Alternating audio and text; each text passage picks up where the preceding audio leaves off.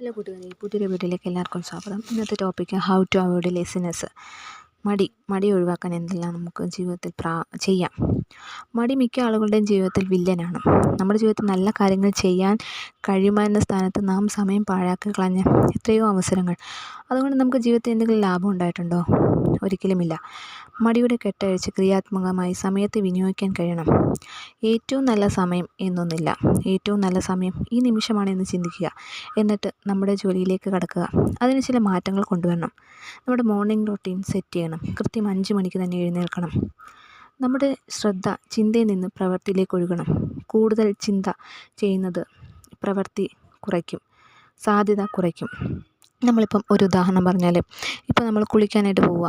നമ്മൾ പോകുമ്പോൾ ചിന്ത മനസ്സിൽ വന്നു കഴിഞ്ഞാൽ ഉടനെ ടപ്പേ എന്ന് പറഞ്ഞ് എല്ലാം ചെയ്തോണം. മനസ്സിലെ വരുമ്പോഴേ ടവലെടുക്കണം, സോപ്പെടുക്കണം, നമ്മൾ കുളിച്ച് കഴിയണം. അത്രേ ഉള്ളൂ. അങ്ങനെ ചെയ്യണം.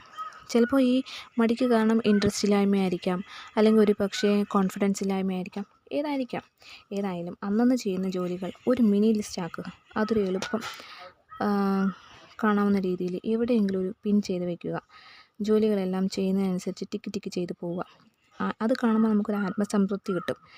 പിന്നെ തീർന്ന ലിസ്റ്റുകൾ മാറ്റിക്കളയാനും മറക്കരുത്. ഇന്ന് ചെയ്യേണ്ടത് ഇന്ന് തന്നെ ചെയ്യുക, മാറ്റി വയ്ക്കരുത്. ഓരോ ജോലിയും ഇത്ര സമയം ചെയ്തു തീർക്കാൻ പറ്റും എന്ന് നമ്മുടെ മൈൻഡിനൊരു ഒരു ഒരു മോട്ടിവേഷൻ നൽകുക. എല്ലാ ദിവസവും ഒരുപോലെ ആവില്ല. എന്തെങ്കിലും അസൗകര്യം വന്നാൽ അപ്പോൾ പുതിയൊരു ചാർട്ട് ചിട്ടപ്പെടുത്തണം. ഓരോ ജോലിക്ക് ശേഷവും ഇടവേളകൾ എടുക്കാൻ മറക്കരുത്. നല്ലപോലെ വെള്ളം കുടിക്കാം. വീട്ടുജോലികൾ ചെയ്യുമ്പോൾ പാട്ട് കേൾക്കാം. നല്ല വിറ്റമിൻസ് അടങ്ങിയ ഭക്ഷണങ്ങൾ കഴിക്കാം. നട്ട്സ് കഴിക്കാം. അല്ലെങ്കിൽ സ്വയം അഭിനന്ദിക്കാം. ജീവിതത്തിലെ നേട്ടങ്ങൾ ഒരു ബുക്കിൽ കുറിച്ച് വെച്ച് അത് ഇടയ്ക്കിടയ്ക്ക് വായിച്ച് പ്രചോദനം നേടാം. സമൂഹ മാധ്യമങ്ങളിൽ നിന്ന് കുറച്ചൊക്കെ അകലം പാലിക്കാം. ഈ നോട്ടിഫിക്കേഷനൊക്കെ വന്നു കഴിഞ്ഞാൽ ഉടനെ കയറി കാണേണ്ട ആവശ്യമൊന്നുമില്ല. പിന്നെ പ്രധാന ജോലികൾക്കിടയിൽ മൊബൈൽ ഓഫാക്കി വയ്ക്കുന്നത് നല്ലതാണ്. നെഗറ്റീവ് രീതിയിലുള്ള സ്വയം വിലയിരുത്തലുകൾ ഒഴിവാക്കുന്നത് നല്ലതായിരിക്കും. കാരണം മടിയനാണെന്ന ചിന്ത, അല്ലെങ്കിൽ മടിച്ചിയാണെന്ന ചിന്ത, അത് മാക്സിമം ഒഴിവാക്കാം. ജീവിത സാഹചര്യങ്ങൾ എല്ലാവർക്കും ഒരുപോലെയല്ല. അതൊക്കെ പോസിറ്റീവായി കാണുക. മടിയനാണെങ്കിൽ എന്നുള്ള ചിന്ത മാക്സിമം ഒഴിവാക്കുക. അത്യാവശ്യ സമയങ്ങളിൽ മറ്റുള്ളവരുടെ സഹായം സ്വീകരിക്കുന്നതുകൊണ്ട് ഒരു കുഴപ്പമില്ല. അതൊരു ബലഹീനതയല്ല. പിന്നെ അതിലുപരി നമ്മളെ ഒറ്റപ്പെടുത്തിയവരെ, നമ്മളെ നിന്ദിച്ചവരെ, നമ്മളെ സമൂഹത്തിൽ ഒന്നുമല്ല എന്ന് പറഞ്ഞവരെ മുഖം ഇടയ്ക്കിടയ്ക്ക് ഓർക്കുന്നത് നല്ലതായിരിക്കും.